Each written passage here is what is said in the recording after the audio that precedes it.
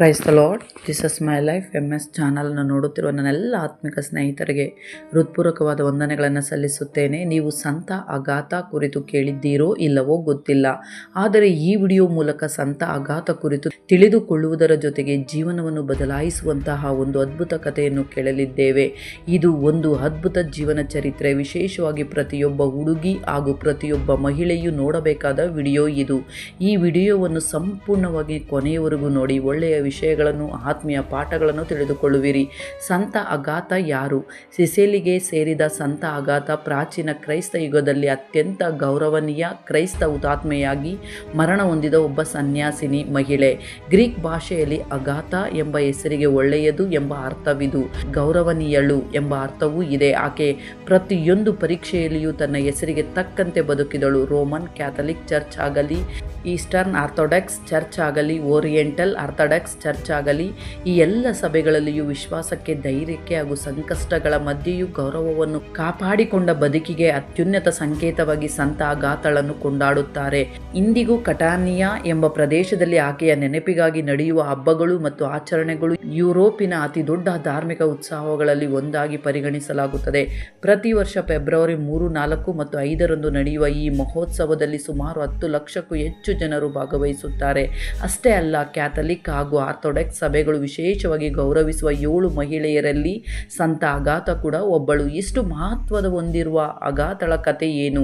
ಆಕೆಯ ಇತಿಹಾಸ ಏನು? ಏನಾಯಿತು? ಇವೆಲ್ಲವನ್ನು ಈಗ ನೋಡೋಣ. ಕ್ರಿಸ್ತಶಕ 230-31ರ ಸಮಯದಲ್ಲಿ ಸಿಸೇಲಿಯ ಕಟಾನಿಯಾ ಪ್ರದೇಶದಲ್ಲಿ ಶ್ರೀಮಂತ ಹಾಗೂ ಉನ್ನತ ವರ್ಗದ ಕ್ರೈಸ್ತ ಕುಟುಂಬದಲ್ಲಿ ಅಗಾಥ ಜನಿಸಿದಳು. ಆಕೆ ಸುಂದರವಾಗಿದ್ದಳು. ಲೋಕ ನೀಡಬಹುದಾದ ಸಂಪತ್ತು, ಗೌರವ, ಅಧಿಕಾರ ಎಲ್ಲವೂ ಅವಳ ಬಳಿ ಇತ್ತು. ರೋಮನ್ ಉನ್ನತ ವರ್ಗದ ಯಾರನ್ನಾದರೂ ವಿವಾಹವಾಗುವ ಸಾಮರ್ಥ್ಯವೂ ಅವಳಿಗಿತ್ತು.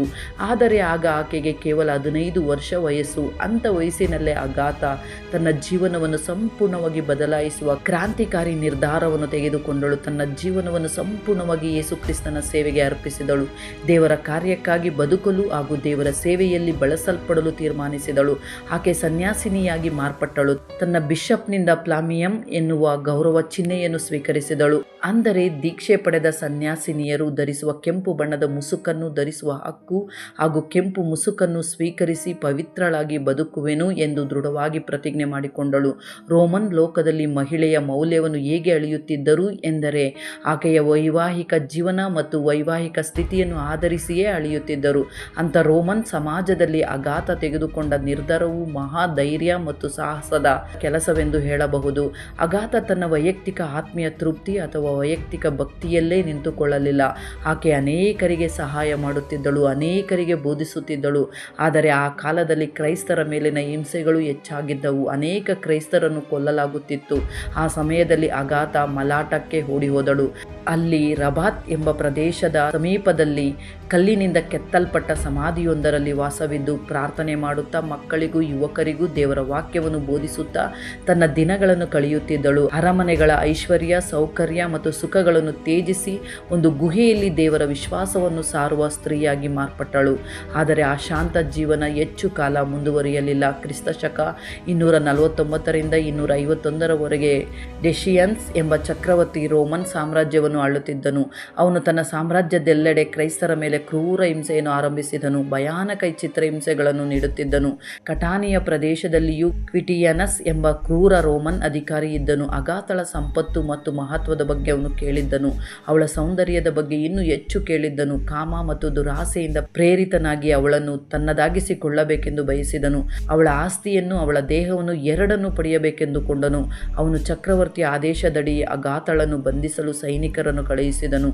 ನಂತರ ಕ್ವಿಟಿಯಾನಸ್ ಅಗಾಥಳಿಗೆ ವಿವಾಹ ಪ್ರಸ್ತಾಪವನ್ನು ಕಳುಹಿಸಿದನು. ಆದರೆ ಅಗಾಥ ಅದನ್ನು ದೃಢವಾಗಿ ತಿರಸ್ಕರಿಸಿದಳು. ಅದು ಅಹಂಕಾರದಿಂದಲ್ಲ, ಏಕೆಂದರೆ ಆಕೆ ಈಗಾಗಲೇ ತನ್ನ ಹೃದಯವನ್ನು ಕ್ರಿಸ್ತನಿಗೆ ಅರ್ಪಿಸಿಕೊಂಡು ಸನ್ಯಾಸಿನಿಯಾಗಿ ಅನೇಕರಿಗೆ ಸುವಾರ್ತೆಯನ್ನು ಸಾರುವ ಸೇವೆಯಲ್ಲಿ ನಿರಂತರಾಗಿದ್ದಳು. ಆದರೆ ಅವಳು ತನ್ನ ಪ್ರಸ್ತಾಪವನ್ನು ತಿರಸ್ಕರಿಸಿದಾಗ ಕೋಪಗೊಂಡ ಕ್ವಿಟಿಯಾನಸ್ ಅವಳ ನಿಧಾನವಾಗಿ ತನ್ನ ಮಾತಿಗೆ ಒಪ್ಪಿಕೊಳ್ಳಲು ಒಂದು ಯೋಜನೆ ರೂಪಿಸಿದನು.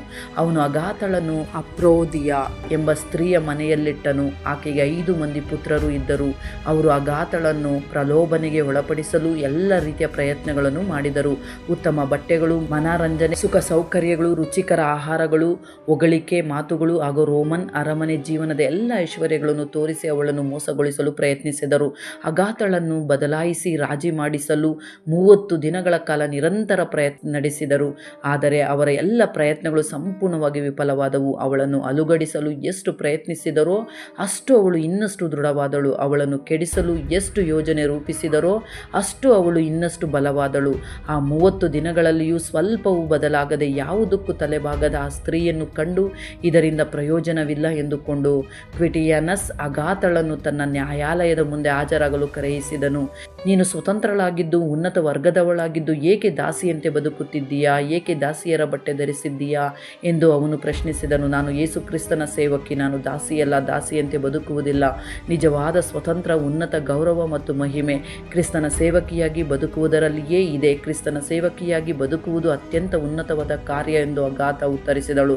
ತನ್ನ ಪ್ರಾಣವೇ ಆ ಅಧಿಕಾರಿಯ ಕೈಯಲ್ಲಿದ್ದರೂ ಶಕ್ತಿಶಾಲಿಯಾದ ರೋಮನ್ ನ್ಯಾಯಾಧಿಪತಿಯ ಮುಂದೆ ಒಬ್ಬ ಯುವತಿ ಧೈರ್ಯವಾಗಿ ಹೇಳಿದ ಮಾತುಗಳಿವು. ಆದರೆ ಅವಳು ತನ್ನ ಮಾತನ್ನು ಕೇಳುವುದಿಲ್ಲ, ತನ್ನ ಅಧೀನಕ್ಕೆ ಬರುವುದಿಲ್ಲ ಎಂದು ಕಂಡ ಕ್ವಿಟಿಯಾನಸ್ ಕಲ್ಪಿಸಲಾಗದಷ್ಟು ಕ್ರೂರವಾದ ಶಿಕ್ಷೆಯನ್ನು ಆಜ್ಞಾಪಿಸಿದನು.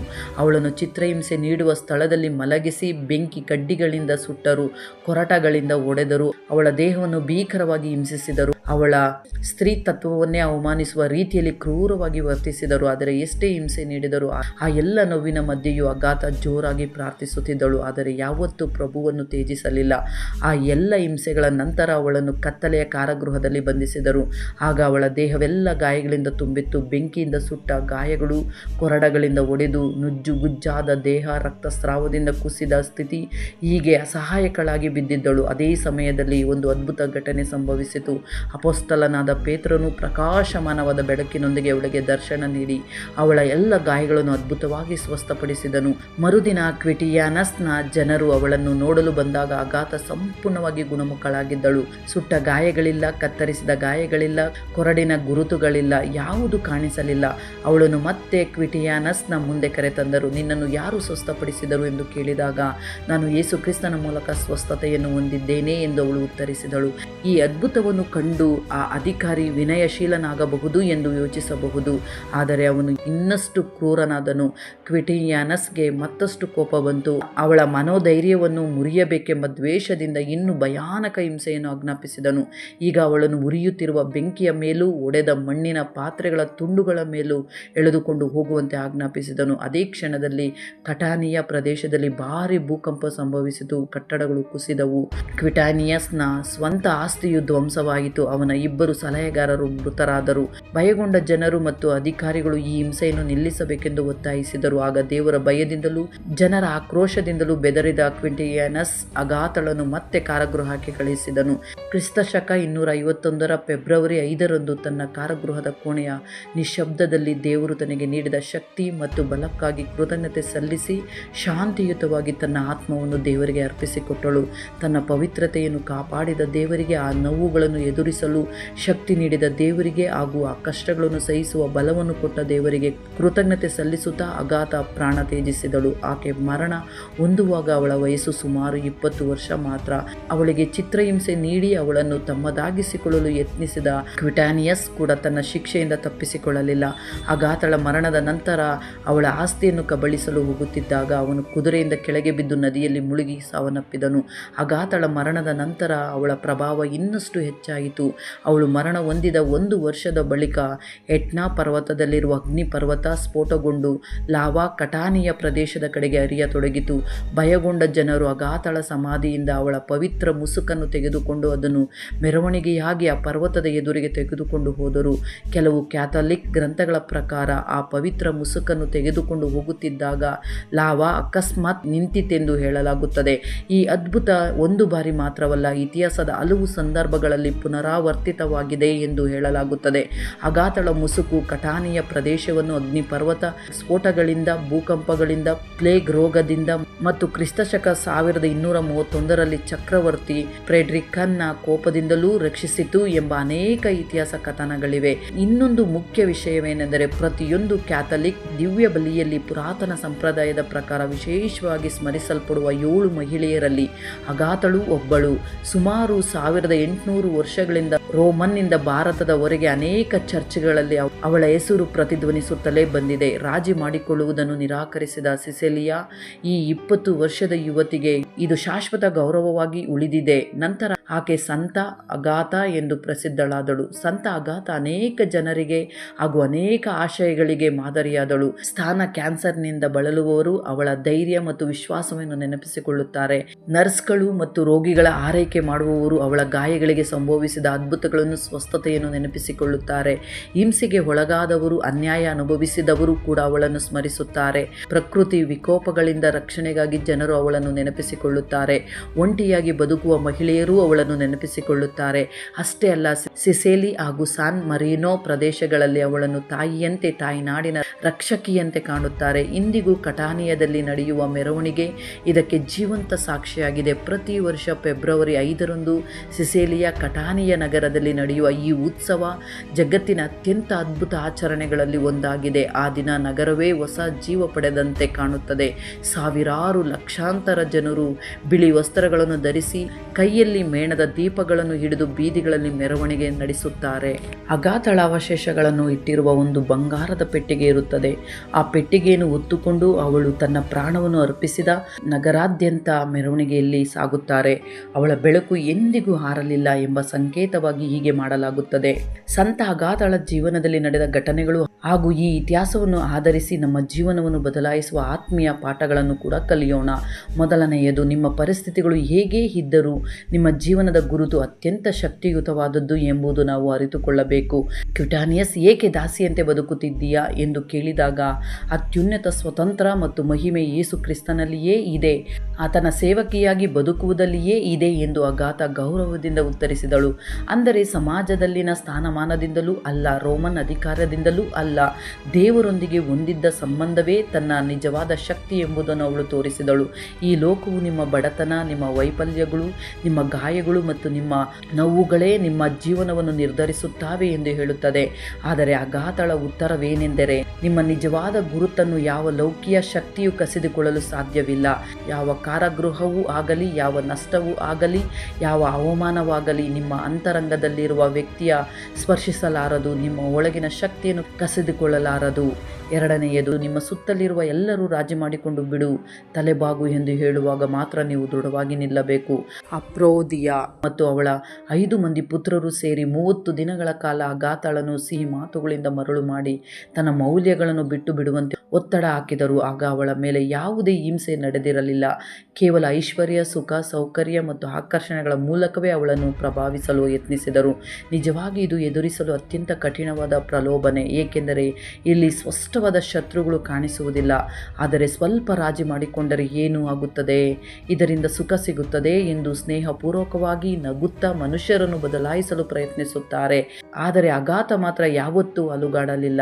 ಸಹೋದ್ಯೋಗಿಗಳ ಒತ್ತಡ, ಸುತ್ತಮುತ್ತಲಿನ ಜನರ ಪ್ರಭಾವ, ಎಲ್ಲರೂ ಹೀಗೆ ಮಾತನಾಡುತ್ತಾರೆ ಎಂಬ ಮಾತುಗಳು ಅಥವಾ ಕುಟುಂಬದಿಂದ ಬರುವ ಒತ್ತಡ, ಇವೆಲ್ಲವೂ ನಿಮ್ಮ ವ್ಯಕ್ತಿತ್ವದ ಪರೀಕ್ಷೆಗಳೇ. ಆದುದರಿಂದ ನಿಮ್ಮ ಶಕ್ತಿ ಕೇವಲ ಬೆದರಿಕೆಗಳಿಗೆ ನೀವು ಹೇಗೆ ಪ್ರತಿಕ್ರಿಯಿಸುತ್ತೀರಿ ಎಂಬುದರಲ್ಲಿ ಇಲ್ಲ, ಮೌನವಾಗಿ ಪ್ರೀತಿಯ ಮುಖವಾಡದ ಹಿಂದೆ ಬರುವ ಸುಖಕರ ಪ್ರಲೋಭಗಳಿಗೆ ನೀವು ಹೇಗೆ ಪ್ರತಿಕ್ರಿಯಿಸುತ್ತೀರಿ ಎಂಬುದರಲ್ಲಿದೆ. ಮೂರನೆಯದು, ಕಷ್ಟಗಳು ಬಂದರೆ ದೇವರು ನಿಮ್ಮನ್ನು ಬಿಟ್ಟಿದ್ದಾನೆ ಎಂದ ಅರ್ಥವಲ್ಲ. ಅಗಾಥ ತನ್ನ ಜೀವನವನ್ನು ಸಂಪೂರ್ಣವಾಗಿ ದೇವರಿಗೆ ಅರ್ಪಿಸಿದ ತಕ್ಷಣವೇ ಅವಳಿಗೆ ಅತ್ಯಂತ ಕಠಿಣ ಪರಿಸ್ಥಿತಿಗಳು ಎದುರಾದವು. ಕ್ರೂರ ಹಿಂಸೆಗಳು ಎದುರಾಯಿತು, ಓಡಿ ಹೋಗಬೇಕಾಯಿತು, ಅನೇಕ ಸಂಕಷ್ಟಗಳನ್ನು ಅನುಭವಿಸಬೇಕಾಯಿತು. ಹೊರಗಿನಿಂದ ನೋಡುವವರಿಗೆ ದೇವರು ಅವಳನ್ನು ಸಂಪೂರ್ಣವಾಗಿ ವಿಫಲ ಮಾಡಿದಂತೆ ಕಾಣಿಸಬಹುದಿತ್ತು, ಹೊರಗಿನವರಿಗೆ ಹಾಗೆ ಕಾಣಬಹುದು. ಆದರೆ ಅವಳು ಕಾಣದಿದ್ದ ಸಂದರ್ಭಗಳಲ್ಲಿಯೂ ಪ್ರತಿ ಕ್ಷಣವೂ ದೇವರು ಅವಳೊಂದಿಗಿದ್ದಾರೆ ಎಂಬುದು ಸಾಬೀತಾಯಿತು.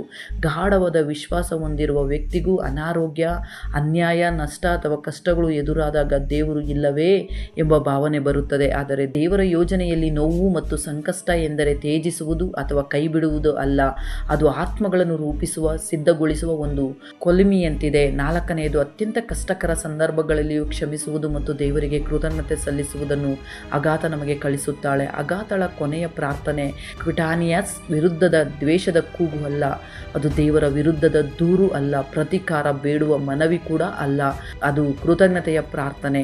ತನ್ನನ್ನು ರಕ್ಷಿಸಿದ ದೇವರಿಗೆ, ಕೆಟ್ಟದರಿಂದ ದೂರ ನಡೆಸಿದ ದೇವರಿಗೆ ಹಾಗೂ ನೋವುಗಳನ್ನು ಸಹಿಸುವ ಶಕ್ತಿ ನೀಡಿದ ದೇವರಿಗೆ ಅವಳು ಕೃತಜ್ಞತೆ ಸಲ್ಲಿಸಿದಳು. ಅವಳ ಕಥೆಯ ಅತ್ಯಂತ ಶಕ್ತಿಯುತ ಸಂಗತಿಗಳಲ್ಲೊಂದು ಏನೆಂದರೆ, ಉರಿಯುತ್ತಿರುವ ಬೆಂಕಿಯ ಮೇಲೆ ಎಳೆದುಕೊಂಡು ಹೋಗುತ್ತಿದ್ದಾಗಲೂ ಅವಳು ದೇವರಿಗೆ ಕೃತಜ್ಞತೆ ಸಲ್ಲಿಸಿದಳು. ಕೃತಜ್ಞತೆ ಎನ್ನುವುದು ಕೇವಲ ಒಂದು ಭಾವನೆ ಅಲ್ಲ, ಅದು ಒಂದು ಕ್ರಮಶಿಕ್ಷಣ, ಒಂದು ಆಯ್ಕೆ. 5ನೆಯ ಪಾಠ, ನಿಜವಾದ ಸ್ವಸ್ಥತೆ ದೇವರಿಂದಲೇ ಬರುತ್ತದೆ. ಈ ಸ್ವಸ್ಥತೆ ಎಂದರೆ ಕಷ್ಟಗಳಿಂದ ತಪ್ಪಿಸಿಕೊಳ್ಳುವುದು ಅಥವಾ ನೋವುಗಳನ್ನು ದೂರವಾಗುವುದು ಮಾತ್ರವಲ್ಲ. ದೇವರಿಂದ ಬರುವ ಸ್ವಸ್ಥತೆ ವಿಭಿನ್ನವಾಗಿದೆ. ಅಗಾತ ಅಪೊಸ್ತಲನಾದ ಪೇತ್ರನ ಮೂಲಕ ಸ್ವಸ್ಥತೆಯನ್ನು ಪಡೆದಳು, ಆದರೆ ಮರುದಿನವೇ ಇನ್ನಷ್ಟು ಹಿಂಸೆಯನ್ನು ಎದುರಿಸಬೇಕಾಯಿತು. ಆ ಸ್ವಸ್ಥತೆ ನೋವಿನಿಂದ ತಪ್ಪಿಸಿಕೊಳ್ಳಲು ಅಲ್ಲ, ಇನ್ನೂ ದೊಡ್ಡ ಕಷ್ಟವನ್ನು ಎದುರಿಸಲು ಸಿದ್ಧಗೊಳಿಸುವುದಾಗಿತ್ತು. ಇದು ಬೈಬಲ್ ಸಂಪೂರ್ಣದಲ್ಲಿಯೂ ಕಾಣುವ ಆಳವಾದ ಆತ್ಮೀಯ ಸತ್ಯ. ದೇವರು ಅನೇಕ ಬಾರಿ ಜನರನ್ನು ಸ್ವಸ್ಥಪಡಿಸುವುದು ಕೇವಲ ಶ್ರಮವನ್ನು ತೆಗೆದುಹಾಕಲು ಅಲ್ಲ, ಆದರೆ ಅದನ್ನು ಮೀರಿ ಹೆಚ್ಚಿನ ಕೃಪೆಯೊಂದಿಗೆ ಮತ್ತು ಮಹತ್ತರ ಸಾಕ್ಷಿಯೊಂದಿಗೆ ನಡೆಯಲು ಅವರನ್ನು ಬಲಪಡಿಸಲು. ಆದುದರಿಂದ ಕಷ್ಟಗಳು ದೂರವಾಗಲಿ ಎಂದು ಮಾತ್ರ ಪ್ರಾರ್ಥಿಸಬೇಡಿ, ಅವನ್ನು ಸರಿಯಾಗಿ ಎದುರಿಸಲು ಬೇಕಾದ ಬಲ ಮತ್ತು ಸ್ವಸ್ಥತೆಗಾಗಿ ಕೂಡ ಪ್ರಾರ್ಥಿಸಬೇಕು. ಅಂತಹ ನೋವುಗಳ ಮಧ್ಯೆ, ಸಂಕಷ್ಟಗಳ ನಡುವೆ ನೀವು ನೀಡುವ ಸಾಕ್ಷಿಯೇ ಅತ್ಯಂತ ಮಹತ್ವದಾಗಿದೆ. ಇದು ನಿಮಗೆ ಬಹಳ ಸ್ಪಷ್ಟವಾಗಿ ಅರ್ಥವಾಗಿದೆ ಎಂದು ನಂಬುತ್ತೇನೆ. ಸಂತ ಅಗಾತಳ ಈ ಇತಿಹಾಸವು ಇತಿಹಾಸದಲ್ಲಿ ಅತ್ಯಂತ ಅದ್ಭುತ ಕಥೆಗಳಲ್ಲಿ ಒಂದಾಗಿದೆ. ಇದು ಪ್ರತಿಯೊಬ್ಬ ಮಹಿಳೆಗೆ, ಪ್ರತಿಯೊಬ್ಬ ವಿಶ್ವಾಸಿಗೂ ಪ್ರೇರಣೆಯಾದ ಜೀವನ ಸಾಕ್ಷಿಯಾಗಿದೆ. ಅದರ ಕಾರಣದಿಂದಲೇ ಸಂತ ಅಗಾತಳನ್ನು ಇಂದಿಗೂ ಅನೇಕ ಸಂಭ್ರಮಗಳೊಂದಿಗೆ ಮತ್ತು ವಿಶೇಷ ಗೌರವದೊಂದಿಗೆ ಸ್ಮರಿಸಲಾಗುತ್ತದೆ. ಈ ವಿಡಿಯೋದ ವಿಷಯ ಇದೆ. ಇದು ನಿಮಗೆ ಸ್ಪಷ್ಟವಾಗಿ ಅರ್ಥವಾಗಿದೆ ಎಂದು ಭಾವಿಸುತ್ತೇನೆ. ಈ ವಿಡಿಯೋ ನಿಮಗೆ ಇಷ್ಟವಾಗಿದ್ದರೆ ಅನೇಕರಿಗೂ ಶೇರ್ ಮಾಡಿರಿ, ಲೈಕ್ ಮಾಡಿರಿ, ಸಬ್ಸ್ಕ್ರೈಬ್ ಮಾಡಿಕೊಳ್ಳಿರಿ. ಮತ್ತೊಂದು ಅದ್ಭುತವಾದ ಅಂಶದೊಂದಿಗೆ ಮತ್ತೆ ನಿಮ್ಮ ಬಳಿಗೆ ಬರಲು ಪ್ರಯತ್ನ ಮಾಡುತ್ತೇನೆ. ಸರ್ವಶಕ್ತ ದೇವರ ಮಹಾಕೃಪೆಯು ನಮ್ಮೆಲ್ಲರೊಂದಿಗೆ ಸದಾ ಇದ್ದು ನಮ್ಮನ್ನು ಕಾಪಾಡಿ ನಡೆಸಿ ಬಲಪಡಿಸಲಿ. ಆಮೆನ್.